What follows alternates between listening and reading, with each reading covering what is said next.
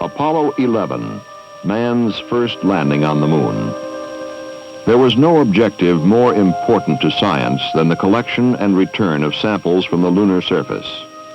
For never before had we the opportunity to examine extraterrestrial material from a positively known location and context. Fortunately, at the site of the landing, in the southwestern part of the Sea of Tranquility, there was a considerable variety of lunar material, much of it debris from nearby impact craters.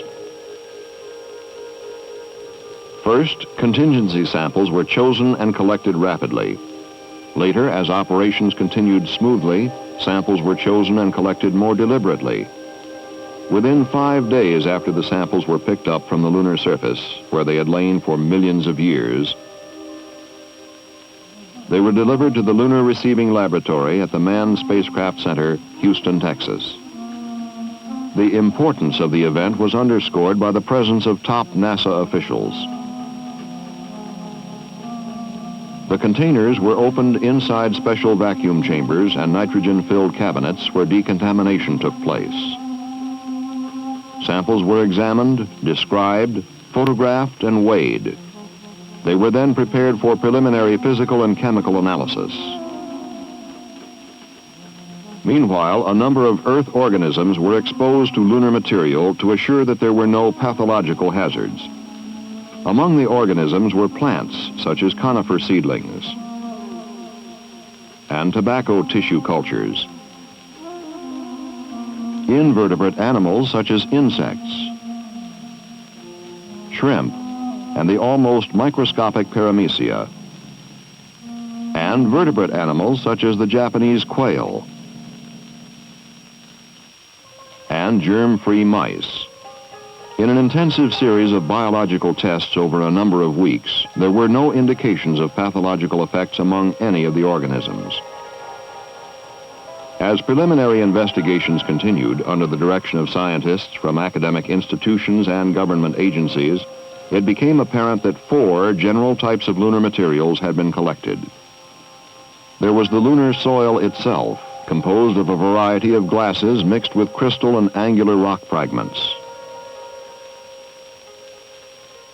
There were fine-grained crystalline volcanic rocks, characterized by minerals whose crystalline faces reflected in light,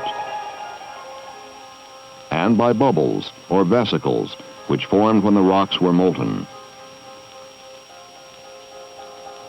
There were somewhat coarser-grained volcanic rocks, marked by irregular cavities or vugs, which formed when the rocks were partly molten.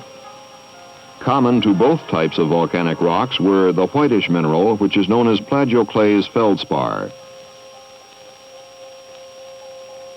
the darker one, which is clinopyroxene, and the blackish one, which is ilmenite, or an iron titanium oxide. Finally, there were the breccias, comprising fragments of volcanic rock in a matrix of lunar soil. These were formed by impact hardening. Like all the rocks, the breccias are pockmarked by pits formed by the impact of particles traveling at high velocity.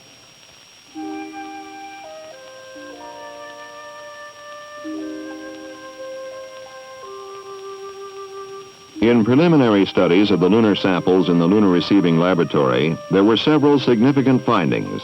For instance, all the rocks are similar chemically, pointing to a family relationship. Although the components were known, the proportions are strange, suggesting either formative processes unknown to us on Earth or an unfamiliar bulk composition for the Moon. The soil and breccias contain large amounts of noble gases, that is, gases which do not combine readily in chemical reactions. Most of the gases were derived from the solar wind. In most of the rocks, there is evidence of shock. There is evidence of both lava flows and impact. Strangely, the breccias are far more magnetic than the volcanic rocks, the very material from which they were derived. There was no evidence that surface water had ever been present at the landing site. Neither was there evidence of any biological material.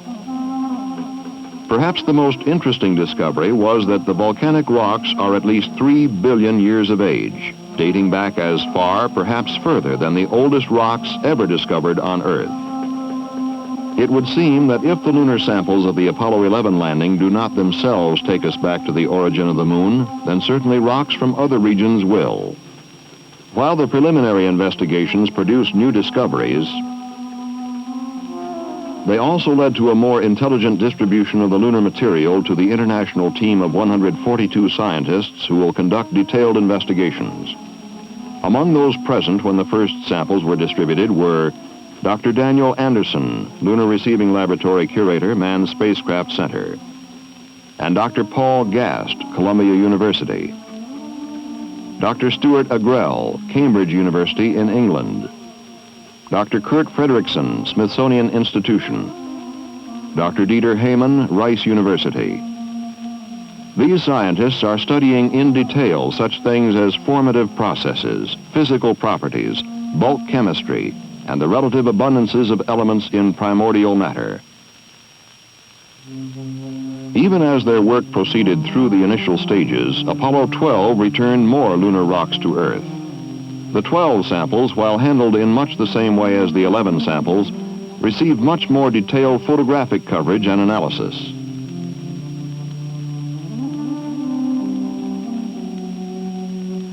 The specimens caused a number of questions to be formulated. For instance, why are some rocks coated with glass where they lay exposed above the lunar surface? How long have they lain there, before coating and after coating, to have had their glass surfaces peppered and shattered by micrometeoroid-type impacts?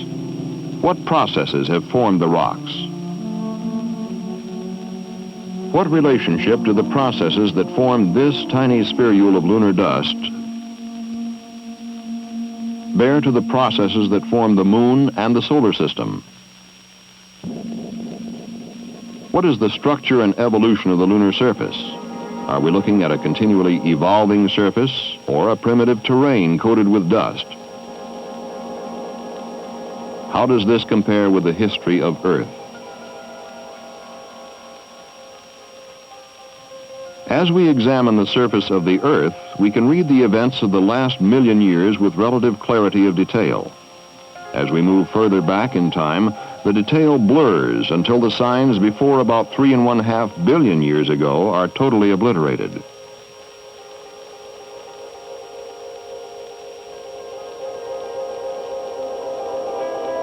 The reading of the moon's history seems to be inverted. It is speculated from evidence at hand that for the first 500 million years, there was as much activity on the moon as there has been for the last 4 billion years, as though it were a world frozen in time.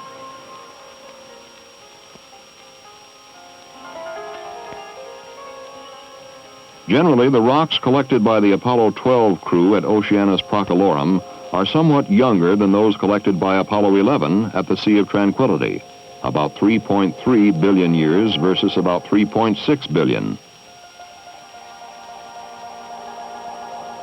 Then there is Rock 13, age dated at about 4.6 billion years. Its origins perhaps dating back to the formation of the solar system.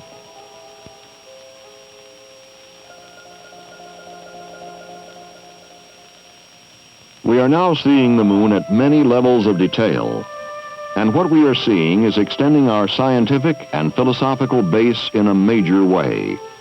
A new chapter in science is being written, a chapter it is felt that will have at least as much impact on our methods of thinking as Darwin's theory of natural selection.